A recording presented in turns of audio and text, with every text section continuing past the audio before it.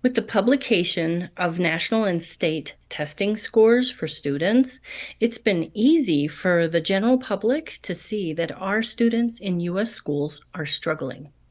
No group is struggling more than those students who come to us and don't know English. In our district, we call them multilingual learners, but other people may call them English learners. Even the federal government calls them English learners or ESL students. Hi, I'm Roberta Boucher. I'm a speech language pathologist, and I've been looking at this issue for quite a number of years. With this presentation, I am going to share information with you about our multilingual learner students, the gaps in learning, their scores nationwide and in the states and districts.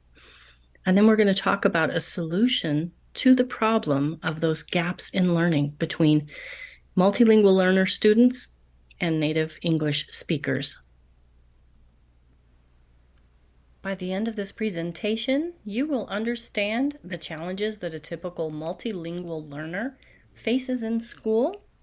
We will explore the data together and learn about the gaps in performance. And finally, we will discover the solution. In 2019, students whose first language is not English, that's our multilingual learners, accounted for 10% of student enrollment. From 2000 to 2019, the EL population grew by 1.5 million students. Knowing how to best educate these students must become a national priority, because current dropout rate for Hispanic students stands at 22%. That's 3 times the rate of non-Hispanic white students. In this graphic, you can see that the population of students who are learning English as a second language has grown since 2000 up to 2019 by 1.5 million students. And you also see the states listed in order of the percentage of students who are multilingual learners in their various states. So you can see there's a number of states with quite a few EL students. The number of multilingual students in various states has increased by up to 400% in some states. In Colorado, it has increased from 50 to 99%. And that gives you an idea that there has been a tremendous amount of growth in this student demographic. So what does a student who is coming to our country and doesn't know English, what does that student look like? Well, here's an example. I'd like to introduce you to Josefina. She is 6 years old. She came to the U.S. about a year ago, so she's attended preschool. Although she didn't understand a lot of what was being taught, she did learn about classroom routines. She was excited, she was bright, she's happy.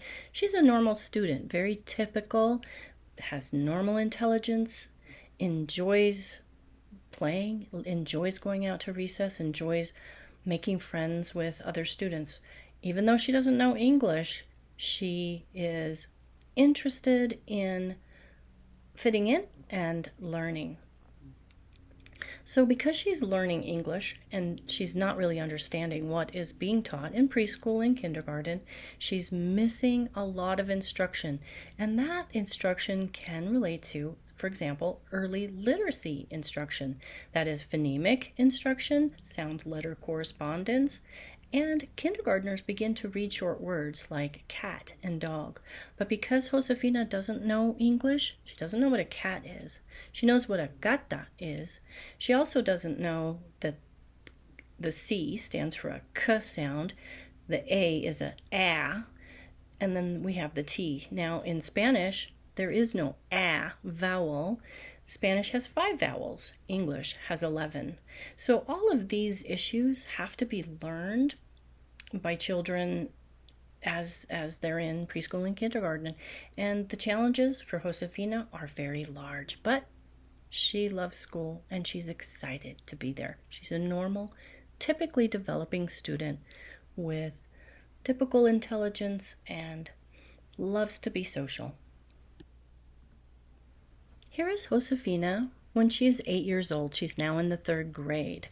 She has been receiving ESL services, or in our district we call them CLD services, and she's been learning English very well. She's a bright student. She's interested and motivated to learn. She is, because she's learning English and making a lot of progress, she's learning basic interpersonal communication skills. Those types of skills, conversational English, can be learned by a student who's immersed in the environment, the school environment. In about 1 to 2 years, they can become very fluent.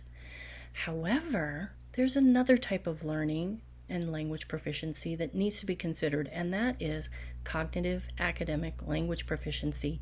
So while Josefina is learning to speak and converse in English, there's a lot more information that's coming to her on the classroom side in the areas of, for example, vocabulary of learning, the vocabulary of test taking, logic, sequences, mathematical vocabulary, directions. And because Josefina doesn't know English quite so well, she's missing out on a lot of the vocabulary, a lot of the concepts that the other students are just absorbing naturally because they already know English. Well, Josefina is getting behind in her studies and her academic performance. She is getting behind in her reading, and it's beginning to show. Teachers are getting very worried about Josefina. They've set up a read plan for her. They've set up the MTSS supports for her in reading and math. And they're beginning to talk about the fact that she's really seriously behind and she's going to need a lot of extra help. Josefina is feeling it as well because she's noticing that she's falling behind. She's not staying up to standards in comparison to her peers, and so she's starting to lose some confidence in herself and wondering if she's okay, if she's adequate in her learning. Josefina is now 10 years old and she's in the 5th grade. She has been receiving ESL or CLD services for the past couple of years, and she's been doing really well. She's making great progress, but she is getting more and more behind in her learning. Whereas typical native English-speaking students will score at the 50th percentile on reading tests, students like Josefina are scoring at the 8th percentile. And I need to emphasize that Josefina is a typical, normally developing student. She has normal intelligence. She is bright and motivated and working as hard as she can to learn, but she's getting further and further behind. And as she's learning English and spending most of her mental resources learning English and missing out on a lot of academic concepts, she's getting behind and she's starting to be worried. You can see that she's not feeling as confident as some of the other students would be. She's looking worried. She's wondering if she's an adequate student. Josefina is now in high school, and she did a wonderful job learning English. In fact, she's been reclassified as an English proficient speaker, and she's no longer needing ESL or CLD services. However, in reading, she is still very far behind because she missed out on a lot of the early reading concepts, and she's a very poor reader at this point now. She finds it very difficult to understand her textbooks. She is reading at the 2nd, 3rd, maybe 4th percentile compared to the average student who's reading at the 50th percentile. And because her academic skills are so low now, she's not likely to be a student who's going to be able to get into college, and not likely to even be a student who will be encouraged to go into a vocational career. Josefina, she wants to be a cosmetologist, but it is going to be very difficult for her to pass her classes even in those types of programs. In fact, Josefina may need an extra year or 2 of high school just to graduate, if she sticks with it that long. And unfortunately for Josefina, she's likely to not be able to get a very good paying job when she gets out. It'll be most likely a menial or a low paying job, and may be trapped in that kind of a situation for the rest of her life. And it's unfortunate because she is a bright student. She has normal intelligence and has as much ability as any other student, but because of the way that our school system has disadvantaged her with the emphasis on just learning English, she's going to have significant difficulty elevating herself in life. Now, if you think Josefina's situation is unique, or that there was some issue that caused her to be behind in her learning, that she might have been able to do better under different circumstances, think again, because there are millions of students in our country just like Josefina that are struggling because the emphasis in the schools has been for them to learn English.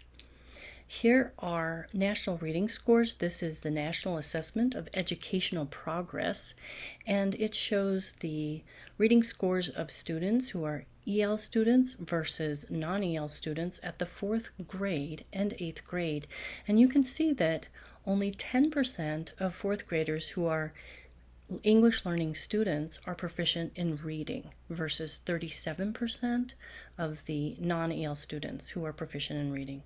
And then at the 8th grade, you can also see that same pattern. Only 5% of the EL students are proficient in reading compared to 34% of the students who are not English learners. Tragically, the same pattern continues through to the 12th grade, where you see that only 3% of the EL students are proficient readers compared to 39% of the non-EL students who are proficient in reading. This is a tragedy. And if you think those scores exist because they include all of the national scores and big cities and troubled areas, and that's why those students are having so much difficulty, think again, because the pattern exists in Colorado data as well. You can see that at grade 4, only 8% of our EL students are reading at proficient levels compared to 43% of the non-EL students. And then at grade 8, it's only 4% of our EL students are reading proficiently compared to 37% of the non-English learning students. So now I'd like to introduce you to a very different kind of a student. This is Jose. He is 10 years old. He came to the U.S. just 3 months ago during the summer and enrolled in our school in the fall. So Jose has attended school in Mexico from preschool years all the way through to 4th grade. And when he arrived into our classrooms in the fall, the classroom teacher noticed something a little odd. And the CLD teacher noticed that there was something a little off about Jose. He can't read. He can't even identify letters. So with those concerns, the teacher and the CLD teacher referred Jose to our bilingual assessment team. And because we have such a wonderful bilingual assessment team, we were able to determine that Jose actually has a specific learning disability. He cannot retain, he cannot recall information, and this very much impacts his learning abilities. So for Jose, in order to gain that conversational proficiency, it's going to probably take him a lot longer than 1 to 2 years, which, as you may remember, I mentioned most typical developing students will be able to develop the conversational English proficiency within just 1 to 2 years, but it takes 5 to 7 years for a typically developing student to gain that cognitive academic language proficiency. Well, in Jose's case, it's going to take him a lot longer, possibly as long as 8 to 9 years before he is proficient in English enough to fully understand the academic curriculum.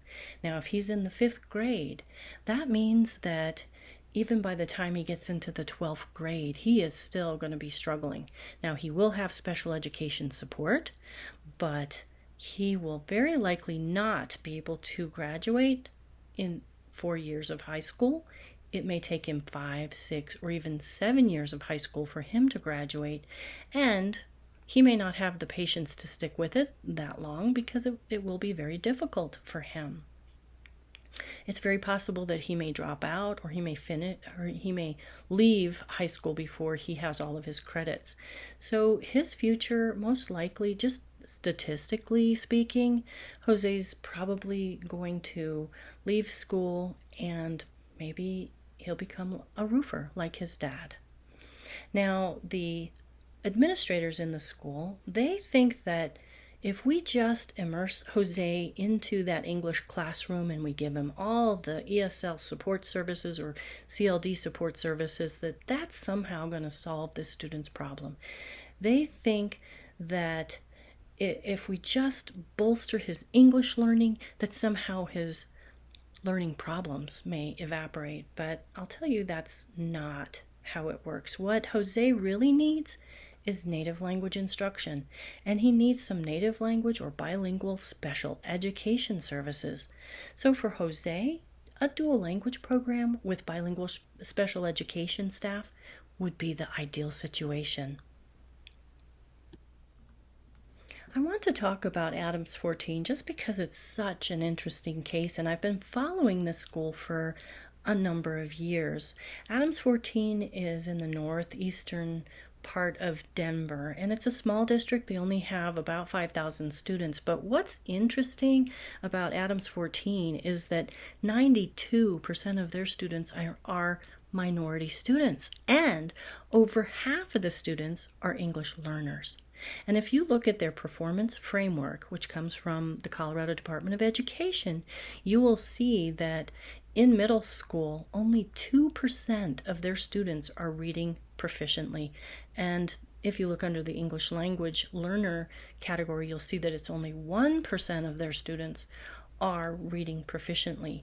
So when the Department of Education takes a look at these statistics, they get very worried, and they have Adams 14 on a state improvement plan. So Adams 14 is required to allow a management company to come in, and they have a superintendent who is contracted with this management company, and they are doing everything they can to improve their educational services, and they're getting audited constantly by the state to make sure that they do improve their services.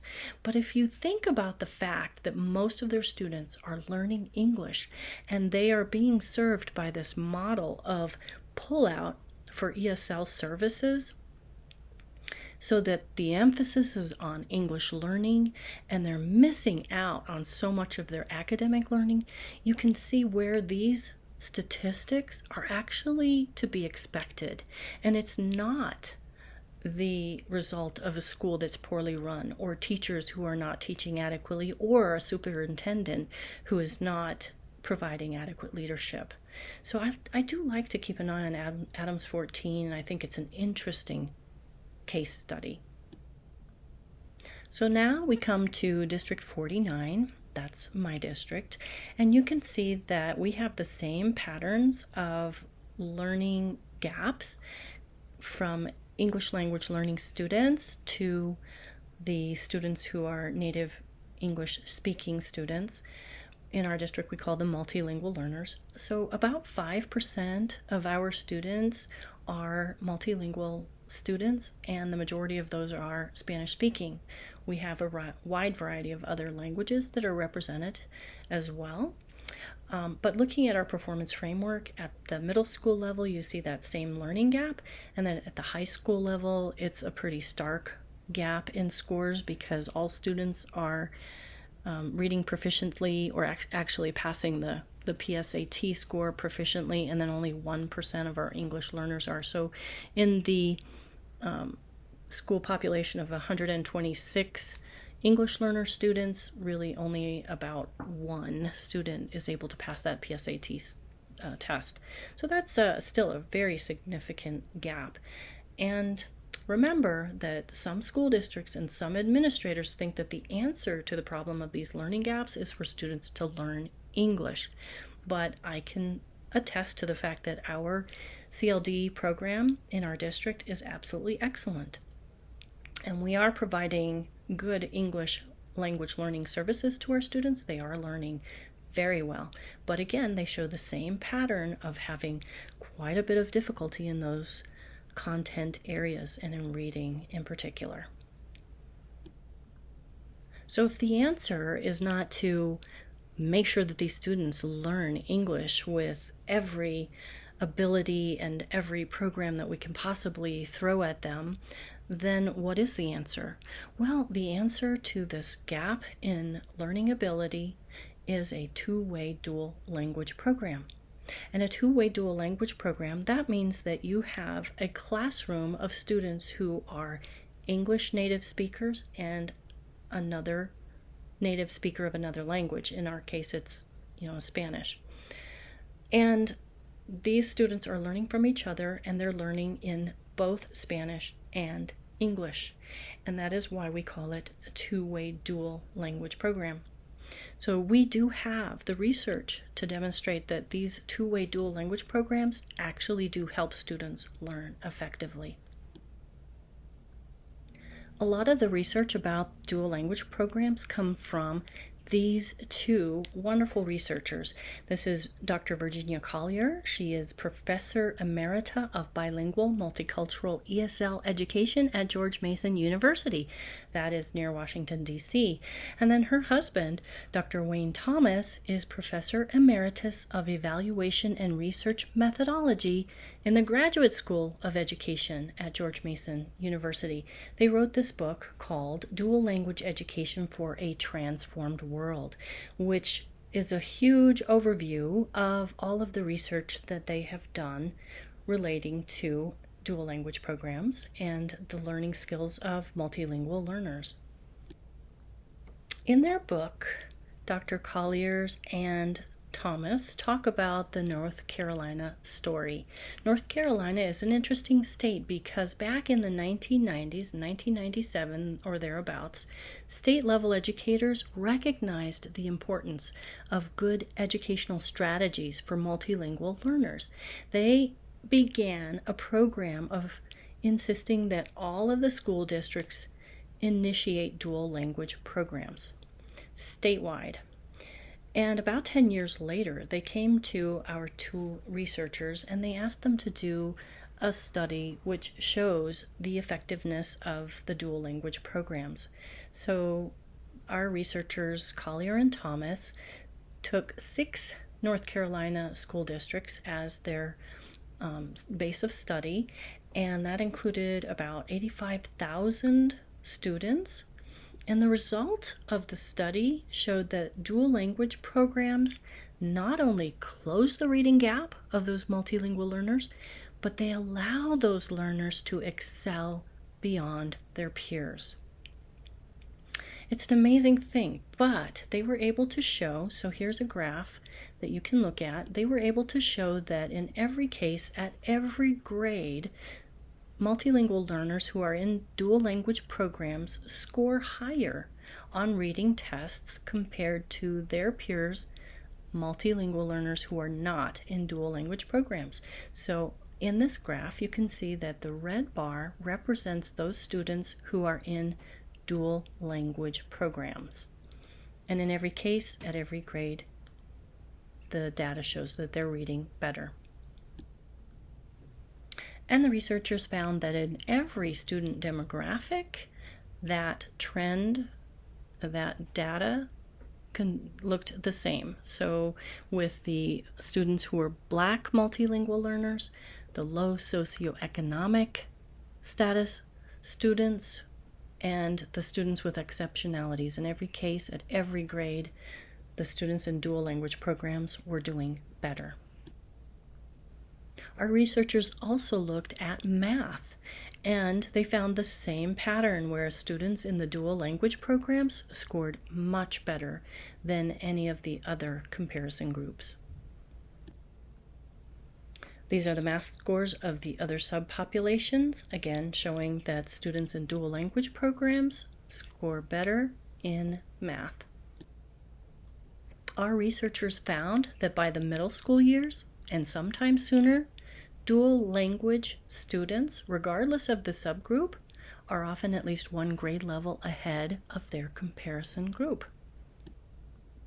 In 1997, our researchers looked at students in a dual language program versus typical ESL programs and other traditional bilingual programs, and they compared the reading scores of students from grades 1 to 11, and this is called the graph, which they published in 1997. It included longitudinal student records of 42,000 students. If we take a close look at the graph, we can see that at the number 50, represents the 50th percentile, the dotted line there represents the average score of the typical student. And you can see that the students in the dual language program, as represented by the green lines, are scoring above average compared to all of the typical students. We're talking about native English speaking students. They're scoring higher. Now, the other programs that they're comparing include ESL pullout versus ESL content education. The one line I want to direct your attention to is that orangey red line that you can see goes up and then rapidly goes down. It ends at the 24th percentile. That is a typical pullout situation where students do not receive any native language instruction. So that is the model that most schools, most school districts across the country are using, including our own D49. We have in most of our schools a situation where students are pulled out for ESL or CLD services. And what you can see is that all of the students, if you look at all of the lines of the students, they're all starting out pretty much at the same spot in, grade 1. And all of the students are gaining momentum and making progress right about up until the 3rd grade. And at the 3rd grade, this is when the lines diverge quite a bit. Our dual language students, those students continue to progress and excel beyond the average student, but the other lines are all either plateauing or they're taking a steep dive. And our typical ESL pullout model results in a student who ends up with abilities, reading scores that are at the 24th percentile. So they started off in their academic program as pretty good learners up until about the 3rd grade. They're keeping up with their peers and everybody's doing great, but then they tank all the way through middle school and high school, and they end up with scores, reading scores that are significantly below average. And that's the typical student. Those are students with normal intelligence, normal abilities, and they fall farther and farther behind with every year that passes. Our two researchers, Collier and Thomas, went on to continue collecting data and looking at this issue until they eventually analyzed over 6.2 million student records, and they found the same patterns in student achievement. They were able to show that in every case where there are dual language programs, those students excel, and that the students who have only the ESL pullout services tend to fall significantly behind. I am really encouraged by the fact that our current Secretary of Education, Miguel Cardona, is a strong believer in dual language programs. He understands multicultural, multilingual issues better than most other administrators. He has a background in that. He has a master's degree in bilingual education, multicultural education, and he is well aware of the benefits of dual language programs. He provided a speech. He gave a speech at the National Association of Bilingual Educators, and he said this. I want to quote him. He said, "The research makes clear the academic effects of these programs is strong both for English learners and for native English speakers." He says, "A recent study here in Portland shows that students enrolled in a dual language program scored 7 months ahead in reading in grade 5 and 9 months ahead in reading in grade 8. He asks, why aren't we doing this everywhere? In fact, Miguel Cardona does want us to do this everywhere. He is providing the funding for dual language programs. He's providing the impetus for it. And he says that it is time, ya es tiempo, for everyone to learn another language. He believes that we should all be multilingual. Now is a really good time for us to be spreading the message that there is a solution to the problem of multilingual learners having so much difficulty in school and scoring so much lower than other students on reading tests and math tests. Now is a great time for us to be creating programs that help students like Josephina have a better experience in school and have a better future in their lives to become full members of society and reach their full potential. We can do this. If you would like to know more about this topic, please check out our Facebook page at Proslogia. Proslogia is a nonprofit organization dedicated to helping children learn and improve their reading and language skills.